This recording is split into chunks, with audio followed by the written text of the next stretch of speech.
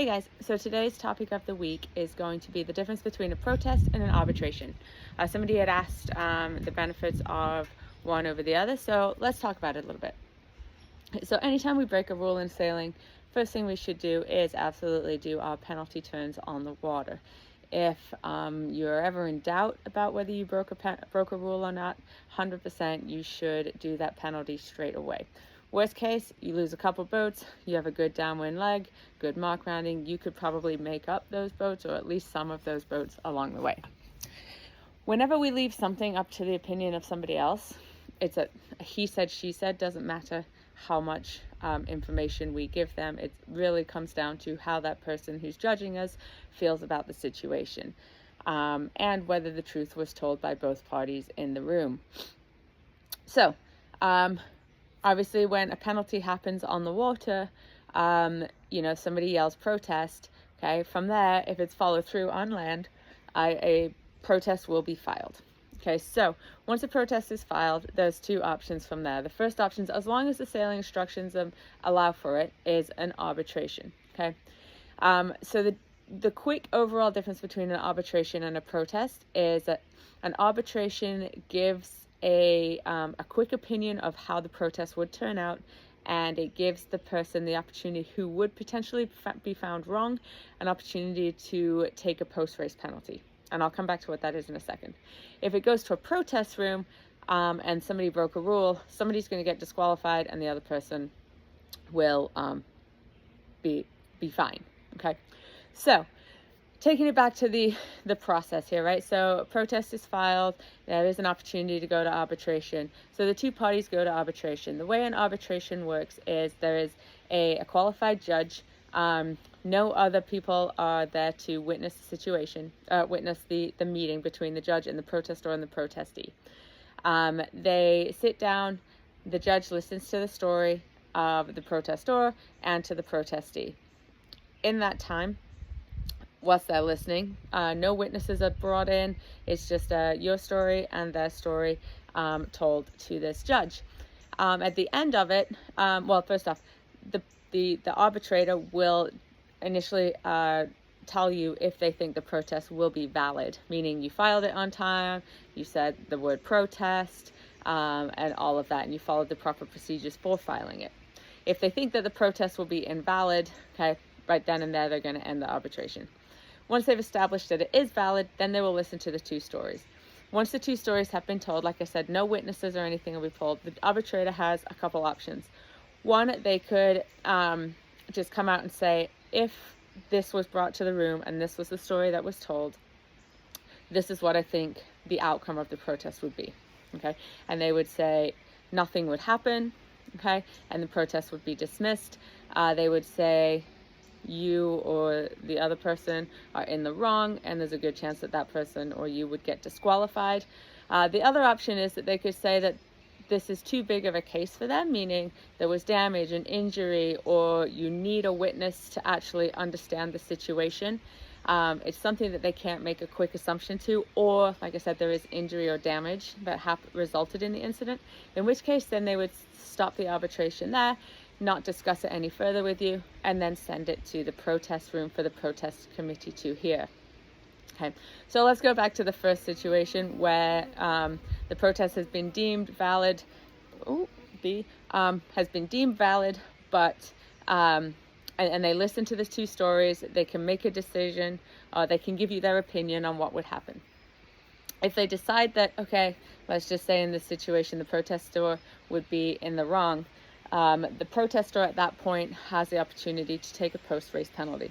Now, post-race penalty is the number of 30% of the let me just look this up, make sure I'm saying it right. It is 30% of the score of a DNF. So if there's 100 boats in the fleet, 30 points added to whatever your score is. However, your score cannot be worse than a DNF score. Okay, so if you finish third in the race, but you take your post-race penalty, you get 31 points for that race.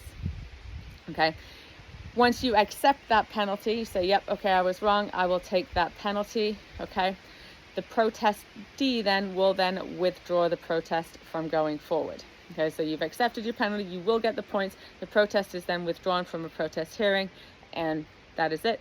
After that, once you've accepted it and you've taken your points, then you can discuss, the arbitrator can discuss the case with both of you, and say why they felt this way, why they felt it would go this way. And it's a really good way to learn about the situation from a judge's point of view. You can have a really good discussion with your competitor about how they saw it, how you saw it, why it went the way that it did. So it's a really good learning opportunity, also with not a terrible addition to your score.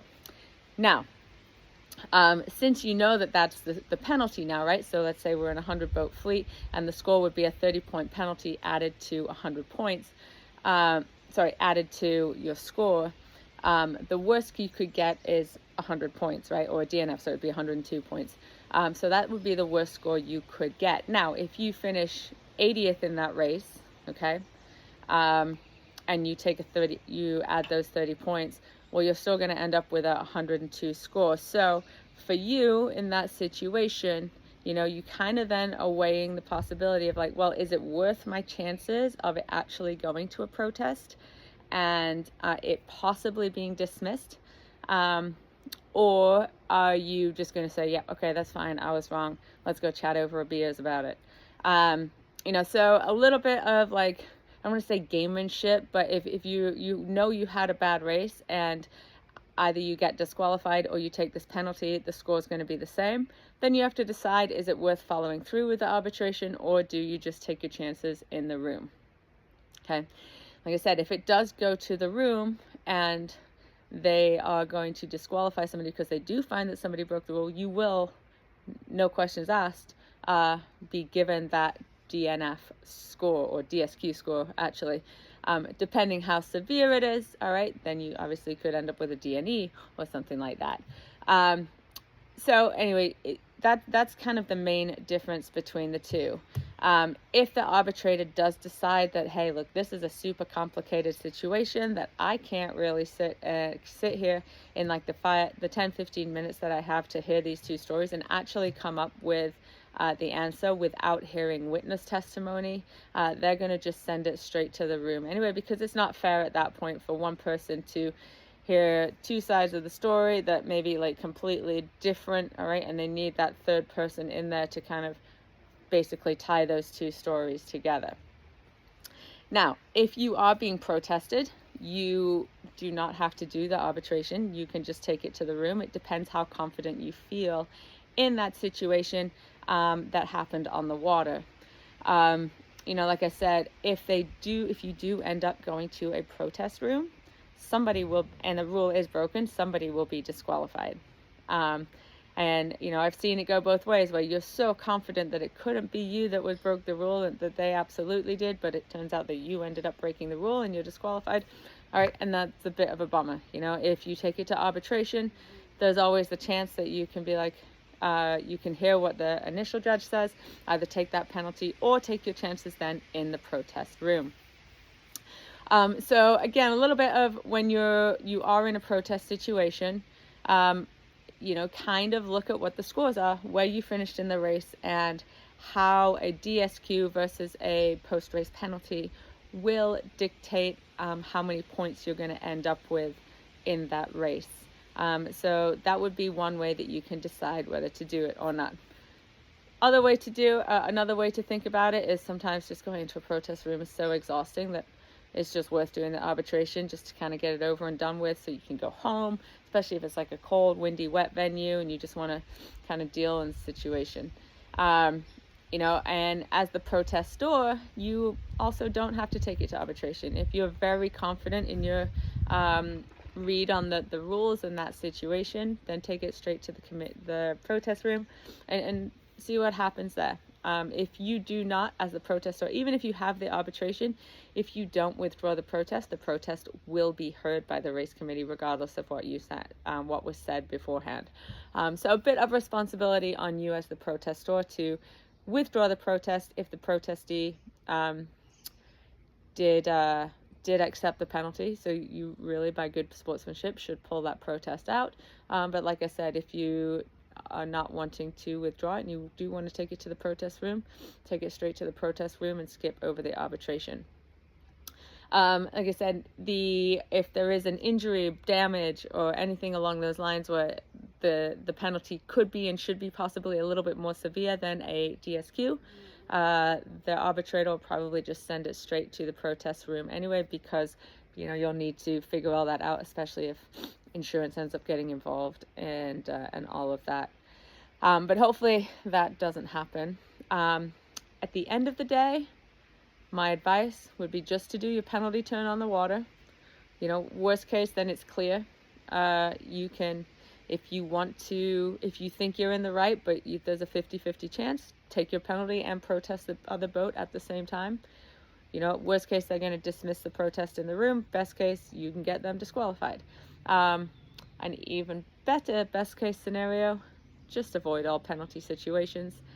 Try not to get yourself in those situations. Try not to get involved.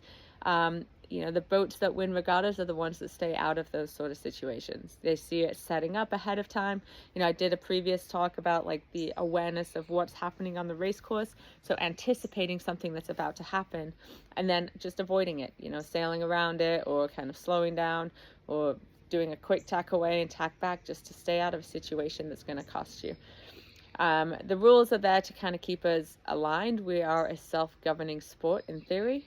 And so the more we can all just play by the rules, and I get it, things happen, accidents happen, but we don't want to go chasing the rules to help us in our game.